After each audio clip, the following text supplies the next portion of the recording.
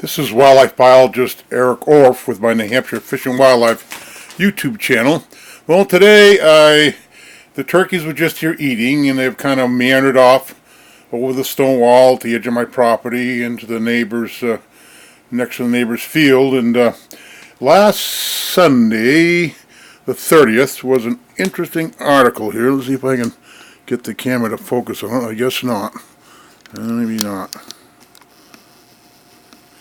Anyways, this is an article by the New Hampshire Union Leader, an article going back to the year 2000 by Stacey Cole. He was a writer for the Union Leader, kind of a nature column for many, many years, and I learned something that I didn't know about New Hampshire's turkeys. Now, I did know that there was a prior attempt. Now, when I interviewed Ted Walski, the New Hampshire Fish and Game turkey biologist who retired just a few days ago, 5 days ago now, he mentioned about the early release of turkeys in 1969, and according to this article, it was 1969-1970. Anyways, there wasn't much information about that release. According to this article, 11 birds were released in 1969 and another 15 in 1970. Now, I mistook the first release to be 1968 when that winter I was a UNH student, and there was a terrible winter, a very terrible winter. I remember snow was like waist deep in Durham. But according to this article, the actual release happened the next year in 1969, and that winter was not bad. And I've heard very little about that release. I do know Ted Walski was saying he was a graduate student at the time, and he lined up the pilot to fly the birds from West Virginia, where they were traded for 25 wild fisher for the turkeys.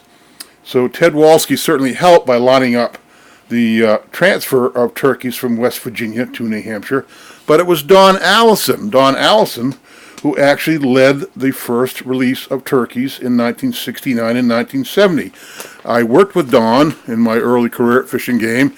I think he was, like most all of them there, were veterans of World War II, very quiet, and I regret not asking more about from Don Alison about the very first turkey release, but I didn't. But apparently, Stacey Cole did talk to Don, and he said around in the early 2000s, and he learned that this first restoration attempt at turkeys was not unsuccessful, and apparently the birds did well the winter of 1969 and 70. It said here they were feeding near spring seeps that were kept open through the winter. They fed on acorns and seeds from ash trees and spent their time trailing from one seep to another. It estimated that there were 22 to 29 turkeys at the beginning of the 1970 breeding season.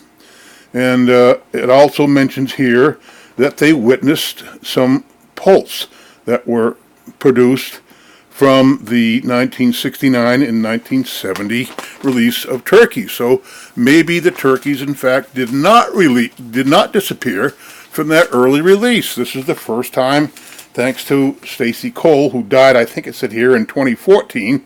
But the Union Leader sometimes prints his columns from years before, and this one happens to be from November 25th, 2000, where Stacey had talked to Don Alison about that first release of turkeys in Pawtuckaway State Park in 1969 and 1970, and those turkeys did not disappear.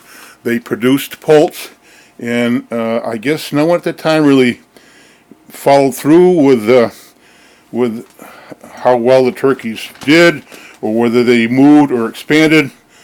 In any case, the first attempted release of turkeys in 1969 and 1970 was not the failure that I thought it was.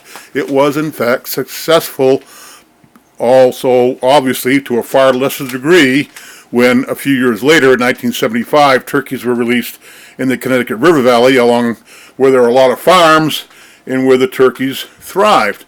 So yes, the early restoration efforts at turkeys was not a total failure, and some survived. And as I have said before, Ted would catch turkeys over in the Connecticut River Valley and ship them to Concord, where I still worked in the 80s and 70s. And when I talked to Ted, I said, well, I remember releasing some turkeys up on Upper City Road in Pittsfield, Gilmington line, up by the Sanborn Farm. He said, oh yeah, that happened January 24th, 1979. He remembers the exact date that I released turkeys, and I would have to go and check my diaries to remember those, to learn about those times myself. But here we have, about 40,000 turkeys in New Hampshire. Perhaps some of these are the remnants of that first restoration effort in 1969 and 1970. Those turkeys did not disappear, and I'm very fortunate to have read Stacey Cole's article and to learn that was a fact. So yes, we've had turkeys in New Hampshire since 1969, not since 1975. Well, I'm very happy to learn that. So yeah, we have turkeys. Since the snow came, the turkeys are at my house pretty much of the day. I'm probably going to feed out about 70 or 80 pounds of corn this week, and I will do so throughout the winter. So yeah, we are filled with turkeys, and I'm glad to know that perhaps that first effort at restoring turkeys in 1969 and 1970 was not a failure. It actually probably worked.